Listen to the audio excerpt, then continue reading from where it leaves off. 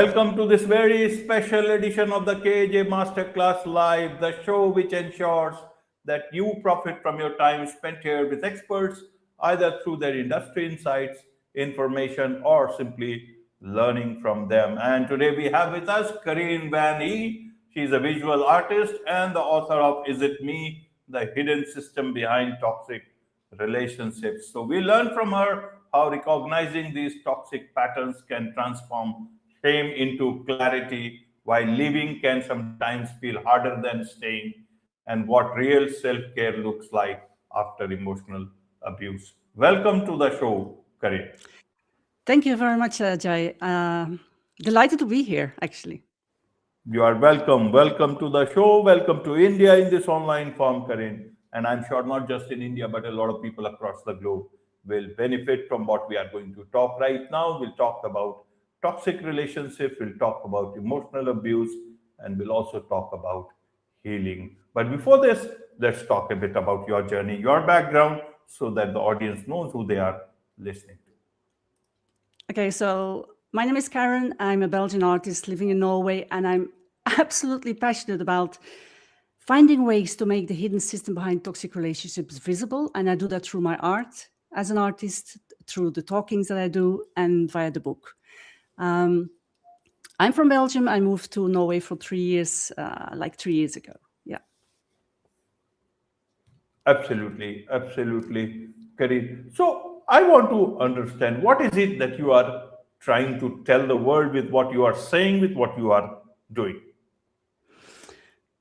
I want to give victims and survivors of abuse like insights in the system, a manual, a language to understand what happened to them. What I understand from people that have read my book is that they say to me, for the very first time, I see clear, I understand what happened to me. And when you understand what happened to you, your shame goes away. And when the shame diminishes, hope comes. And when hope comes, you have that image that you can rebuild your life. So it's like, transfer shame into hope, and making sure that the survivors don't feel confused anymore, don't feel broken anymore, and that they understand it's a system. Absolutely. So we'll come to the book, but how did you come to understand all these things? Was it, was it because you were into this line, or is it because of your own experiences? And I want to understand, what are the things that have gone from your life into the book. Help us understand from that level, so that people understand, okay, about your expertise in these things. Is it only a lived experience, or you are also an expert in these things? Well, to be honest, I'm not a coach. I'm not a psycho. I'm not a therapist. I'm a survivor myself, so I lived the experience. I've been through all the things that you see on Instagram, the love bombing, the isolation, the silent treatment, the bullying. I've been all through it. So I'm a survivor myself. But I'm not only a survivor, I also studied again. So when I was I'm talking about an experience of being in a toxic relationship like over 20 years ago. But when I was 45, I'm now 62. When I was 45, I studied again. So I went to study family science for 3 years at high school, where you get a lot of psychology and personal relationship and how a system and a family works. But I also went to study in the Netherlands, transactional analysis it's called. So it's like I have a lot of background as well on the topic, and I listen to podcasts, and I'm following online courses with experts, and I still follow online courses here in Norway as well. Every time they talk about toxic relationships, I'm interested. So yeah, it's survival and experience and being educated. Absolutely, absolutely, Karin. So to understand this better, how should one understand a relationship is about two people? They come together, they know each other. At that time, everything looks so good, and then it doesn't remain so good later on. For maybe one person, it still remains, other it is not. Yeah. How should one evaluate or understand whether things are good or not going good, Who is the problem? It's an equal world. Women can express it in their own way. Men are a bit, they don't express it in their own way, or they have. So how should both individuals in one relationship express about things and understand things from the reality point of view, and not as a victim point of view? How do they get started into this? Because from everyone's point of view, many a times, we think we are the best person in the universe, and the universe, we are the gift to the universe, and all other people who are wronging us. That is why I asked this question, so that people get the direction also, as well as they also get that understanding to have a self look also, whether I am the problem or someone else is the problem. Oh, but this is a very vast, extensive question. I'm gonna try to reply to that. What's happening when you're in a relationship, when a mentally abusive relationship starts? It doesn't start like abuse. It's like wonderful. And I see on Instagram people talking about like toxic people who have this grandiose matter. Look at me, give me all the attention. When I started my relationship with this lovely human being, he was not like that at all. He was really charming, charismatic. He was really curious about me. He didn't talk about him at all. He was into me, asking me lovely questions. I love deep conversations. So to me, this relationship started really, really in a very nice way. But then when they start to use the system, it starts with there's a big contrast between as it started very lovely and wonderful, and then it starts to go a bit off. They start to demean you, they value you, they use some words, and it's very difficult to grasp. So what many people ask me is, yes, but it's like, how do you make these things visible? You don't. You have to feel in your body whether you're in a toxic relationship or not. How can you feel whether you're in a toxic relationship or not? The biggest word that comes up all the time is confusion. People say to me, Carine, but it's a conflict between two people. A conflict is where you have two people, two adults, who taking their responsibility, who are responsible for their own behavior, who talk to each other, they have a conflict, they try to solve it. Abuse is something different. Abuse is when you have two people together, one has all the power and the other is powerless. One is abusing with words or physically, and the other one is the victim. There's a disharmony, there's a disbalance. That's not a conflict, it's abuse. So when you're in an abusive relationship, and you're not sure whether you're in it or not, you should feel in your body whether you're confused or not. And when you're a long time in a toxic relationship, you will get so tired because the relationship is unpredictable.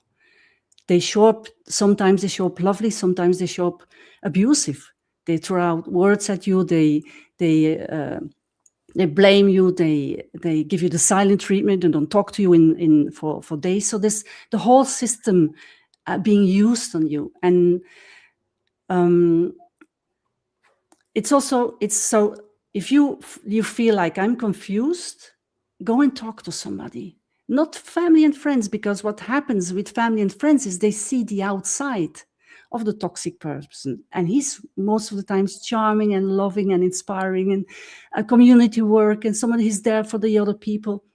So that doesn't help. Go and talk to somebody who knows about narcissistic abuse, toxic abuse, so that you get insights and you can understand whether it's you or whether it's the other person. We all think perhaps that we're angels. We're not.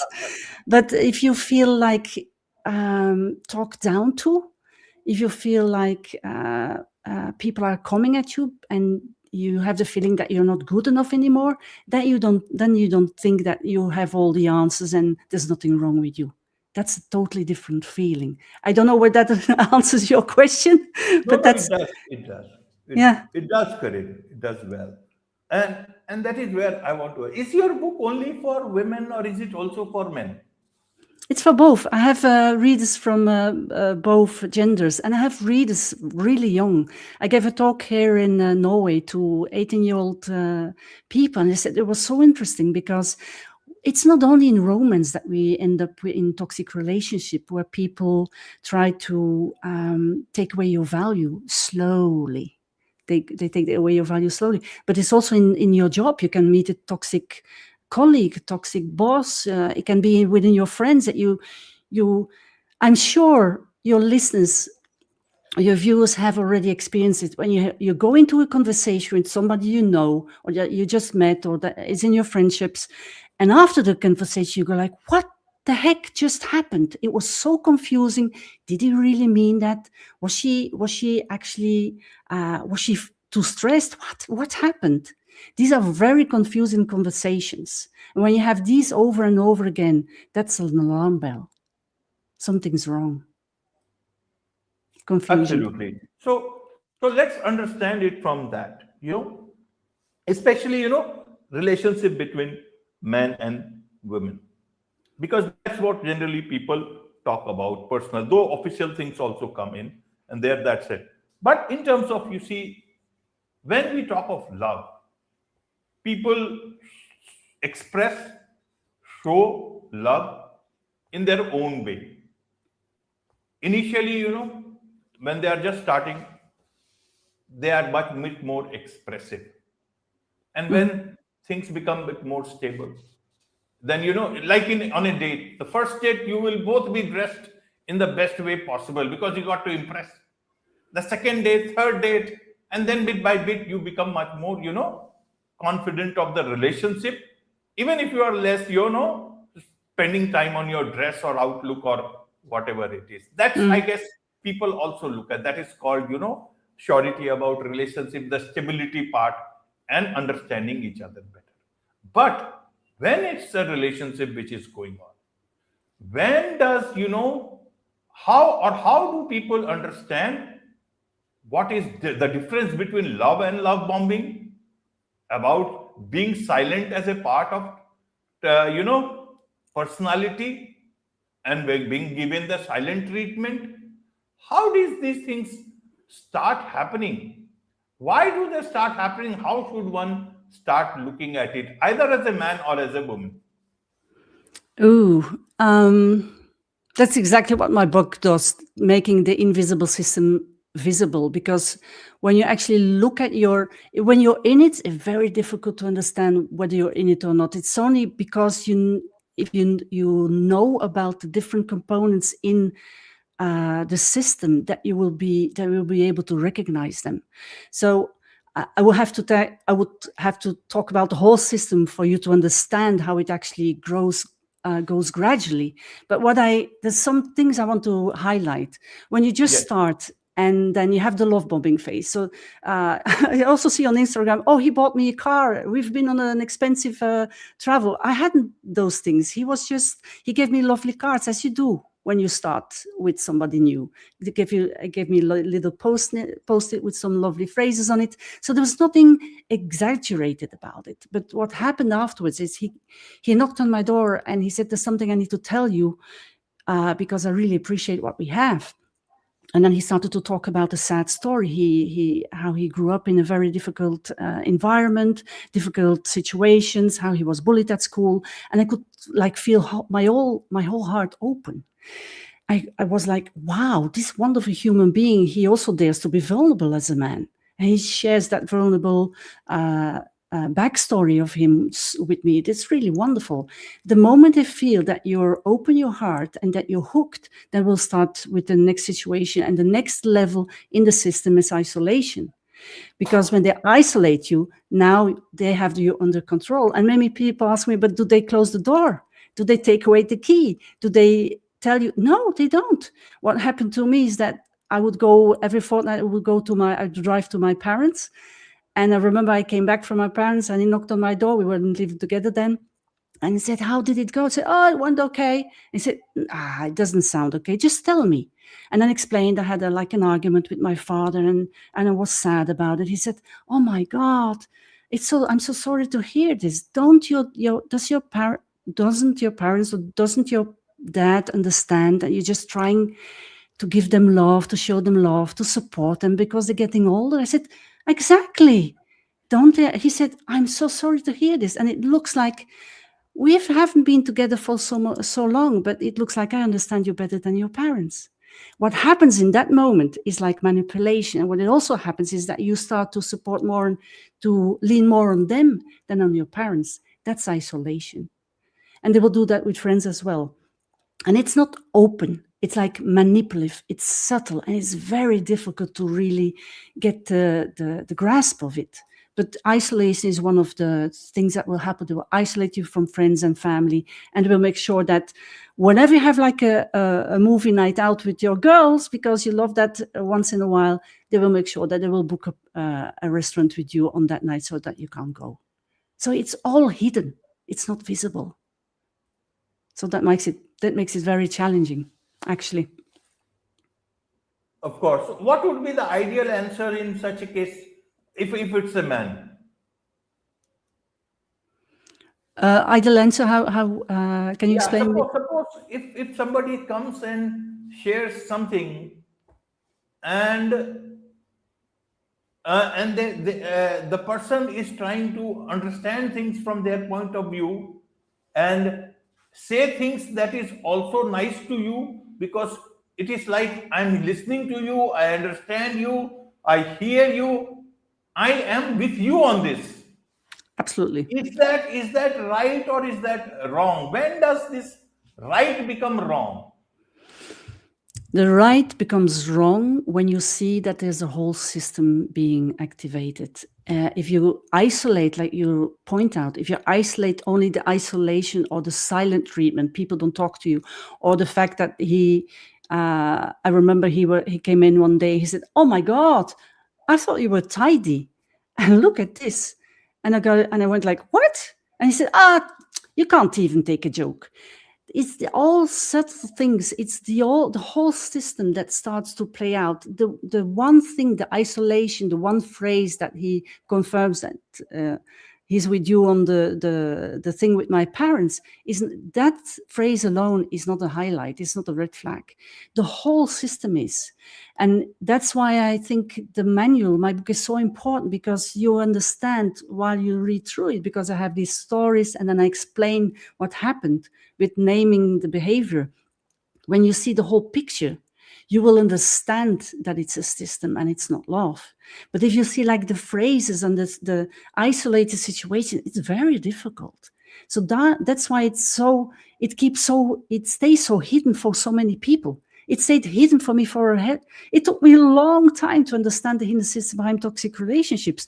I've been in it, I've lived it, and it took me like 20 years before I understand, looking back, I'm like, oh my God, that is what actually is happening, because the focus in society is so hard. We're so focused on the physical abuse that emotional abuse, psychological abuse, we're just starting to discover what this is all about. So getting to know the system and the different elements and the components of toxic abuse is so important. That's why I talk rather about how does it feel in the body, because reading the book is one thing, but feeling in your body your confusion, the fact that you're tired, the fact that it's unpredictable, the fact that you feel alone, that you feel isolated, that you don't dare to talk to your friends anymore, to your family, that's a big red flag, but it's in the body. So if you want to know the components, you have to read the whole thing to understand. It's like a web. And the isolated phrases, as you point out, they don't mean anything. Yeah. Absolutely. So why do people carry a whole system with them? And why do they reveal that system only 20 years later in the marriage, or 10 years later in the marriage? What is their intention? And is this system only with men, or women also carry the same system? Oh, yeah. Good question. It's both. I've been following some digital courses on this, and they say that's half. So you can have a very toxic person as your mother, or a very toxic person as your daughter.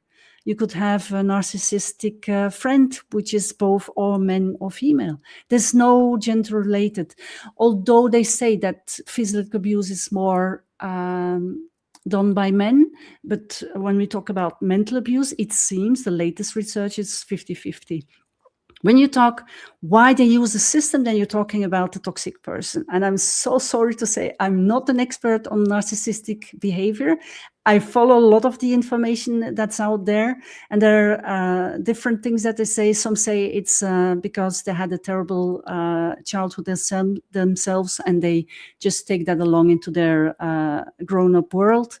Others say it's in the it's in the system. It's part of your DNA. I don't know whether that's true or not, because I'm not an expert on narcissistic behavior or toxic behavior. I only know that it struck me to see that when I talk to survivors, and when I get reviews back on the book, is many people stay like 20 years in a toxic relationship before they leave, because it's so invisible. It's not visible at all. It takes them so much time to understand that that person is sometimes really feels like very caring and loving, and sometimes they don't. So it's a cycle of abuse that is really tiring and difficult to deal with, and it takes you a long time to actually understand when is this toxic or not. So, but yeah. So it's a long time journey to understand, and it's not visible. And yeah, I'm not the expert on the narcissist or the toxic person myself. Right, Carine. So, as we say, prevention is better than cure. So, while you are dating, when you are seeing that person, it is always better to, that give, instead of 10 roses, give only one rose. And if the girlfriend asks why only one rose, then you told, I don't want to come out as if I am carrying a system. I don't want to do love bombing. And the same way for men, women also, they should not show that women side of them, that extra emotional side of them. Otherwise, the men will ask, oh, you look very distant. Then she can say that, listen, I don't want to come out as if, I'm carrying a system. Is that what we should look at because later on in future it might lead to bad problems? No, please, no, because it feels like a theater. Then why do people, because those are the times when actually people fall into the problem which will start happening, say, a few years down the line. If it would have been easy, we would all have not been in a narcissistic relationship or a toxic relationship at all. It's not easy. It's invisible. What I say to people, if I would have given advice to my younger self, I would say go slow. Because when the moment toxic people feels that you're hooked, they will go really quickly. And with moving quickly, I say, let's move in together. Let's have a child together. Let's buy a house together. Let's marry. Let's go on a wild trip. They're going to move really, really quickly. So if you start dating somebody, or if you get to know somebody new in your group of friends, or at the job, go slow. We all have a navigational system in our body. It's called intuition, or the gut feeling. Feel in your body. How does it feel after you met them? Journal if you want, so that you see what's happening, but go slowly. Think of a good friend that you trust really, really well, that you know for years. How long did you know them? How long do you know them before you trusted them? You didn't trust them the first week, the first 3 weeks, the first 6 months. It took time. But what you see with toxic relationship is they will move really quickly and will have you tied up, like let's move together, let's move in together really quickly, so they have control on you. So that's a big sign. So if you meet somebody new, go slowly and set your boundaries. Say no when you want to say no. And if they are offended by your no, then you know. Because toxic people don't like no's. They want it their way. So go slowly. I know that trust takes time, like building friendships. It takes time. It doesn't go like in 3 months. Set your boundaries, because boundaries is like it's like self-care, because you care for yourself. Set your boundaries. And the last thing I want to say is know who you are. If you know who you are, the first time that people give the remark, oh, it's not that tidy here, you go like, well, this is the way I am. You just take it or not. And you're just self-aware of where your boundaries are. That's different from just trying to keep balance and harmony all the time. Absolutely, absolutely, Karin. These are things which can, perhaps unfold with time, but one has to be, will use all their intuition, whatever they have got, to see what works best for them. Or the future can be, not so good, especially in today's time when people are carrying many stories and many masks at the same time, Yeah. to get what they need in this, in the world that we don't know whether it's real or the way it is at work. Be that as it may, how have you dealt all these things in your book? And so, a lot of people who would want to get hold of your book, they want to first understand what you have got in your book. What can you repeat the last Yes. question? For those people who want to understand what have you covered in your book, Is It Me? So it's like a manual. It's like giving language to all the things that you can experience in a toxic relationship. I start with my own story, how it started, how it played out, very slowly and very subtle. And after each story, you'll get a theoretical summary of what happened there. What did you see just happening? And it takes you through the whole system, but it also gives you, at the end of the thing, it gives you advice. How can you prevent it? But also, I'm also talking about self-care, because what's happening is when you're in physical abuse has an impact on your body, but emotional abuse has an impact on your mind. It's like so many survivors I know have been diagnosed with PTSD, post-traumatic stress disorder. It's the same stress disorder as soldiers coming back from war zones. It's heavy. So the impact on who you are, on your nervous system, on your mind is huge. So taking care of yourself afterwards is so important. And that's what also part in my book. So I go through the story. I say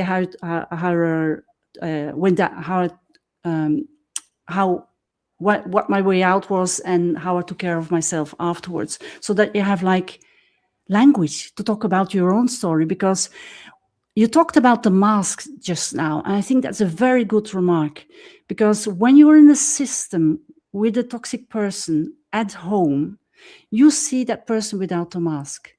When you are outside, that person doesn't take off his mask or her mask. So this means that your family and friends still look at both of you as everything is good, everything is normal. They don't see that something is wrong at your house. But when you come home, they take off their mask and you see a totally different person. And it's very confusing, because when you talk to people, family and friends, you go like, hey, he's just the most wonderful guy ever, or she's just lovely. What are you talking about? They don't understand your confusion. So it makes it even worse. And my book gives you the word and the language to talk about your experience. Because when I left, I didn't have role models. I didn't have language. I didn't know about the system. I couldn't explain anything to anybody. It's like isolation, victimization again. Very difficult, very hard. Lot of suffering. Yeah. Absolutely, absolutely. There is so much to learn about all this from you. And I'm sure, Karin, a lot of people would want to connect with you, learn more about your story, about the story in the book, and, and get all the help that they can. What's the best way for them to do so? The easiest way is just to go to my website. So it's my name, www.carinevanhee.com. That's the easiest way, because there you can see the information about where you can get the book, or how to inform me whether you want to talk or not. Yeah. Absolutely. With this, it's a wrap on this very special edition of the KAJ Masterclass Live. Thank you so much indeed for joining us. Thank you.